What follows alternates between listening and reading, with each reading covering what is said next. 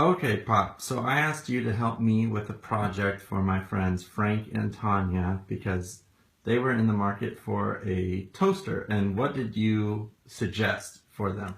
Well, I was really happy to talk about toasters. This is the Sunbeam T20, which I had when I was growing up, and my folks had inherited for them quite a bit of money. And one of the first things they did was they bought a new toaster, a new waffle iron, and a new vacuum coffee maker, all by Sunbeam, which was a top-of-the-line manufacturer then, all made in the United States, high quality. They were built so that if something went wrong with them, you took it to a repair shop and got it fixed. It was a forever appliance with minor repairs that might be needed. So when James said, well, what about a toaster? I immediately thought of this one because it's so cool. What's it called? The Sunbeam Radiant Control. You have to remember that, Radiant Control T20. T20B for this one toaster. Okay, well, let's see it in action because I think the most interesting feature of this toaster is noticeable right away. It's called the self-lowering feature. All you do is you put your bread there, it trips the little lever, which activates a little motor. Uh-oh, it got stuck. No, it'll go. We have kind of fat bread. But it trips the lever, and then it automatically and silently lowers it.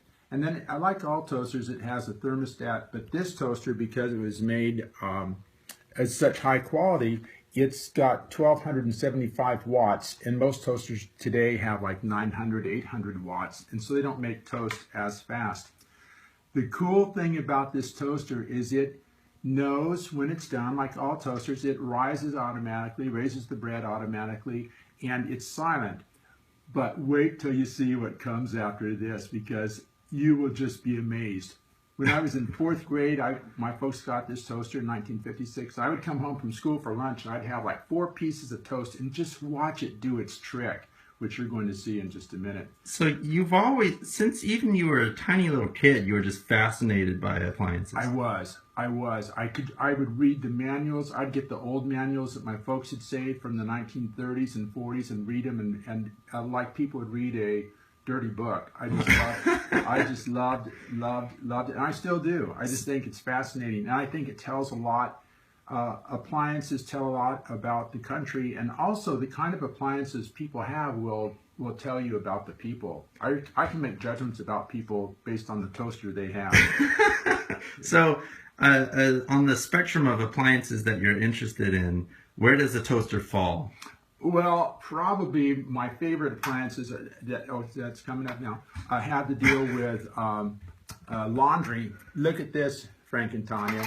Perfect. Oh, perfect toast. Yes. Okay, but let's say that you put the toast in, then you started making coffee, and you got turned around, and you finally, you get a phone call, and you take care of that, and the toast is there, and it gets completely cold, and we're going to let this get cold. I'm going to help it get cold by doing this, waving it in the air, and releasing heat.